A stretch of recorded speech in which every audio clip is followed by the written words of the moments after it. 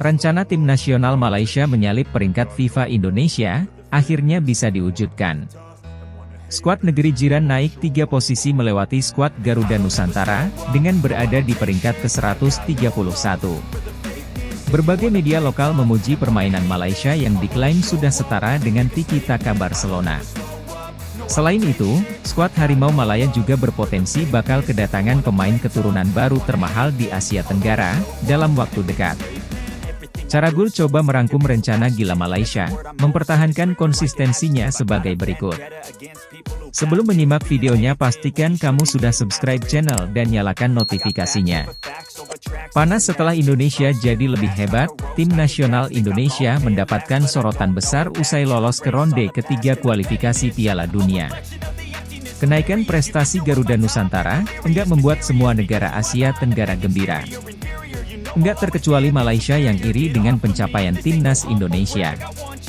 Stanley Bernard, selaku salah seorang legenda enggak segan-segan memuji Indonesia yang jauh lebih baik dari Malaysia, para penggemar Harimau Malaya.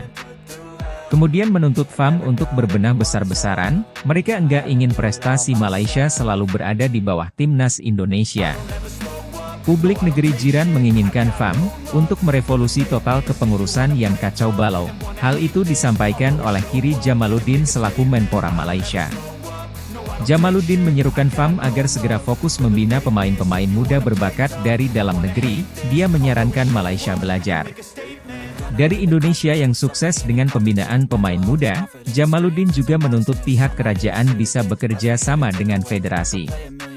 Keinginan sang legenda akhirnya bisa didengar langsung oleh petinggi dan pejabat Malaysia. Pihak kerajaan akhirnya memberikan suntikan dana besar.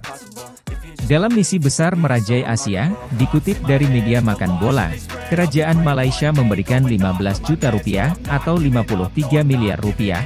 Suntikan dana ini dipergunakan untuk pengelolaan kepelatihan, serta kesejahteraan pemain dan staf. Datuk Seri Anwar selaku Perdana Menteri bilang 10 juta akan dicairkan oleh kementerian. Sementara itu 5 juta ringgit lainnya, disumbangkan dari perusahaan swasta. Presiden FAM dan pelatih Malaysia mengapresiasi suntikan dana yang diberikan kerajaan. Datuk Hamidin Muhammad Amin senang dengan rencana besar kerajaan. Ketua FAM ini menyebut kalau pemerintah sudah ikut membantu dalam upaya penguatan Harimau Malaya. Juara Piala Merdeka untuk menyenangkan hati masyarakat, Malaysia semakin kepanasan melihat Indonesia yang berhasil debut di ronde ketiga. Skuad negeri jiran bahkan sampai membuat turnamen sendiri untuk menyali peringkat Indonesia. Piala Merdeka dinilai menjadi pelipur lara skuad Harimau Malaya.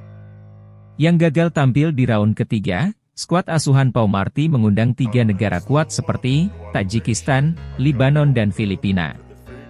Namun Piala Merdeka sendiri mendapatkan penolakan dari supporter Harimau Malaya, Ultras Malaya yang memboikot turnamen ini sebagai bentuk kritikan terhadap kepemimpinan FAM. Pihak federasi akhirnya harus memutar otak untuk menarik perhatian masyarakat. Mereka sampai-sampai menjual tiket bundling dengan harga yang lebih murah dari yang direncanakan, namun cara ini ternyata gagal di mana laga pertama kontra Filipina hanya disaksikan 3.000 penonton. Dalam wawancaranya seorang penggemar Malaysia, mengaku dipaksa untuk meramaikan, pasalnya ada pihak yang memberikan tiket tersebut secara cuma-cuma. Meskipun minim dukungan, performa Malaysia di Piala Merdeka cukup bagus dan lolos ke partai final mengalahkan Filipina. Skuad Harimau Malaya sukses memenangkan laga final mengalahkan Lebanon dengan skor 1-0. Gelar juara ini menjadi trofi yang ke-13 Malaysia sepanjang keikutsertaannya di Piala Merdeka. Kemenangan ini juga menjadi obat kebahagiaan untuk seluruh masyarakat Malaysia. Apalagi pertandingan final ini disaksikan kurang lebih 10.000 penonton di Stadion Bukit Jalil. Permainan dipuji sekelas Tiki Taka Barcelona. Keberhasilan Malaysia meraih gelar Piala Merdeka mengembalikan gairah semangat para penggemar. Publik negeri jiran langsung memuji Pau Marty yang menyajikan permainan cantik. Pelatih asal Spanyol ini dinilai membawa permainan Tiki Taka ala Barcelona dengan 1-2 sentuhan. Miodrag Radulovic selaku pelatih Lebanon juga mengakui hal tersebut. Menir 56 tahun ini memuji permainan cantik yang disajikan skuad Melayu di bawah komando Pau Marty. Namun pendapat berbeda disampaikan oleh pengamat lokal yakni, Rasman Roslan.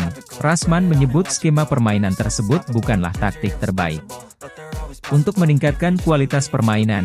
Meskipun begitu, sang punit memuji keberanian Pau Marti yang menyajikan permainan tersebut. Rasman mengaku jika Pau Marti ini lebih baik dari pelatih-pelatih yang sebelumnya. Berkat hasil memuaskan ini, YouTuber dan para fans Malaysia langsung gembar-gembor. Salah satu konten kreator bola menyebut, Pau Marti sudah menjanjikan permainan indah. Media One Football, Mai bahkan sombong dan membandingkan prestasi Malaysia dengan negara-negara Asia Tenggara. Media ini menuliskan di tahun ini Malaysia lebih baik dari Thailand, Vietnam dan Indonesia. Pasalnya Harimau Malaya berhasil meraih 1 trofi mengungguli semua negara ASEAN. Tiba-tiba salib peringkat Indonesia, kesombongan publik Harimau Malaya semakin menjadi-jadi usai Malaysia naik peringkat FIFA. Sebenarnya skuad asuhan Pau Marti sudah naik peringkat menyalip Indonesia di laga kontra Filipina, namun posisi tersebut kembali merosot. Setelah Indonesia mampu menahan imbang Arab Saudi, peringkat Harimau Malaya kembali menanjak setelah mengalahkan Libanon di partai final. Hasilnya tim nasional Malaysia berhasil naik 3 peringkat, dan kini menduduki ranking 131. Kenaikan peringkat ini diraih usai Malaysia mendapatkan tambahan 5,68 poin. Posisi ini berhasil menggeser Indonesia yang menempati peringkat 132, namun skuad Garuda Nusantara punya potensi kembali mengambil alih posisi yang direbut Malaysia, apabila imbang menghadapi Australia.